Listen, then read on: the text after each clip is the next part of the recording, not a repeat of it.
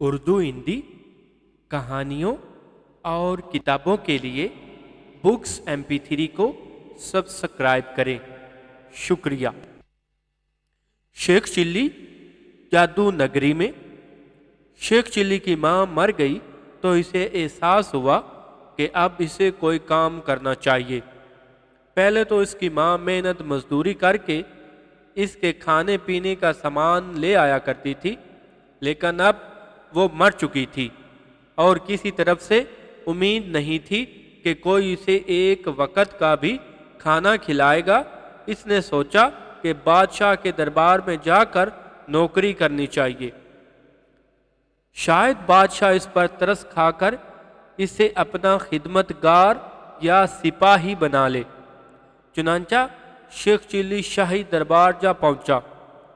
بادشاہ تخت پر بیٹھا لوگوں کی فریادیں سن رہا تھا۔ جلد ہی شیخ چلی کی باری بھی آ گئی۔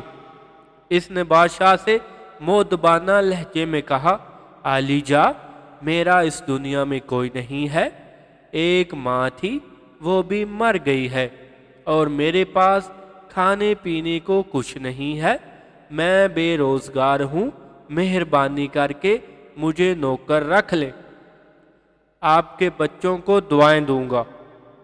اچھا، آج سے تم ہمارے نوکر ہو اور شاہی محل میں کام کرو گے، بادشاہ نے مسکرا کر کہا۔ پھر بادشاہ نے کوتوال سے کہا، اسے ہمارے محل میں چھوڑ آؤ، یہ ہمارے بیٹے شہزادہ نادر کی خدمت کیا کرے گا۔ کوتوال نے شیخ چلی کو ساتھ لیا اور دربار سے نکل کر شاہی محل کی طرف چل دیا۔ شاہی محل کے دروازے پر دربان کھڑے تھے۔ کوتوال نے دربانوں سے کہا، دروازہ کھولو، ہمیں شہزادہ حضور سے ملنا ہے۔ دربانوں نے دروازہ کھولا اور کوتوال شیخ چلی کے ہمراہ محل میں داخل ہو گیا۔ اندر ملکہ چہل قدمی کر رہی تھی۔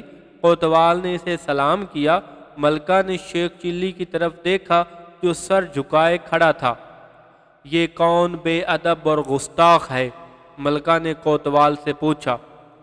یہ کوتوال ہے ملکہ حضور، شیخ چلی نے جلدی سے جواب دیا۔ بکو مت، میں نے کوتوال سے پوچھا ہے، ملکہ نے اسے ڈانٹا۔ ملکہ حضور، یہ شیخ چلی ہے، بادشاہ سلامت نے اسے شہزادہ حضور کی خدمت کے لیے نوکر رکھا ہے، بس اسے یہاں چھوڑنے آیا ہوں، کوتوال نے مؤدبانہ لہجے میں بتایا۔ یہ بہت بے ادب ہے، اس نے مجھے سلام کرنے کی تکلیف گوارا نہیں کی تو شہزادے کی کیا خدمت کرے گا؟ ملکہ غرائی، شیخ چلی، تم نے ملکہ حضور کو سلام کیوں نہیں کیا؟ کوتوال نے شیخ چلی سے غصیلے لہجے میں پوچھا۔ دیکھو میاں کوتوال، شیخ چلی بولا، میں یہاں سلام کرنے نہیں آیا ہوں، سلام کرنا تمہارا کام ہے، بکواس مت کرو بے وقوف۔ کوتوال نے اسے ڈانٹا، کام کرو یا نہ کرو لیکن سلام کرنا تمہارا فرض ہے۔ ٹھیک، میں آئندہ سلام کیا کروں گا، اس بار مجھے معاف کر دیں۔ ہائے، شیخ چلی نے ہاتھ باندھ کر کہا۔ کوتوال نے ملکہ سے اجازت لی اور سلام کر کے محل سے نکل گیا۔ اس کے جانے کے بعد ملکہ نے شیخ چلی سے کہا، جاؤ، دوسرے کمرے میں شہزادہ سو رہا ہے، جا کر اس کے پاؤں دباؤ۔ دبا سکتے ہو کیا؟ کیوں نہیں ملکہ عالیہ، میں تو گردن بھی دبا سکتا ہوں، شیخ چلی نے جواب میں کہا۔ کیا بکتے ہو احمق؟ ملکہ غصے سے بولی۔ میرا مطلب ہے میں ہر چیز دبا سکتا ہوں ملکہ حضور، وہ گھبرا کر بولا۔ جاؤ، ملکہ دہاڑی، اور شیخ چلی بوکھلا کر کمروں کی طرف دوڑ پڑا۔ بوکھلاہٹ میں وہ دوسرے کمرے کی بجائے چوتھے کمرے میں جا گھسا۔ اس کمرے میں دسترخوان بچھا تھا جس پر قسم قسم کے کھانے چنے ہوئے تھے۔ کھانے دیکھ کر شیخ چلی کی آنتیں بھوک سے قل هو اللہ پڑھنے لگی۔ وہ سب کچھ بھول کر دسترخوان پر بیٹھ گیا اور کھانا کھانے لگا۔ صبح سے بھوکا تھا، اس لیے سارا کھانا چٹ کر گیا۔ کھانا کھانے کے بعد اسے یاد آیا کہ ملکہ نے اسے شہزادے کے پاؤں دبانے کا حکم دیا تھا۔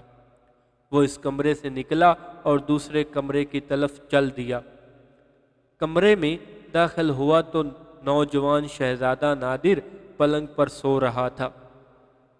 شیخ چلی نے اس کے پاؤں کی جانب فرش پر بیٹھ کر اس کے پاؤں دبانے لگا، لیکن دبانے میں اس نے پورا زور لگا دیا، جس سے شہزادہ درد کی شدت سے قہراتا ہوا اٹھ بیٹھا۔ اس نے شیخ چلی کو دیکھا تو حیران رہ گیا۔ شیخ چلی خوف سے کانپ رہا تھا کہ اب شہزادہ اسے سزا دے گا۔ کون ہو تم اور یہاں کیا کر رہے ہو؟ شہزادہ نادر نے غصیلے لہجے میں پوچھا۔ شہزادہ حضور، میں آپ کا خدمتگار ہوں، میرا نام شیخ چلی ہے، اس نے ڈرتے ڈرتے بتایا۔ ملکہ حضور نے آپ کے پاؤں دبانے کا حکم دیا تھا۔ اچھا تو ایسے پاؤں دباتے ہیں بے وقوف؟ شہزادہ بولا۔ مجھے معلوم نہیں کیسے دباتے ہیں حضور، شیخ چلی نے کہا، کبھی کسی کے دبائے نہیں، آپ کو تو پتہ ہوگا۔ ہاں، میں جانتا ہوں کیسے پاؤں دبائے جاتے ہیں، شہزادے نے منہ بنا کر کہا۔ اچھا تو ذرا میرے پاؤں دبا کر دکھائیے تاکہ میں سمجھ جاؤں، شیخ چلی نے کہا۔ بکواس بند کرو احمق آدمی، شہزادہ گھررایا، نکل جاؤ یہاں سے۔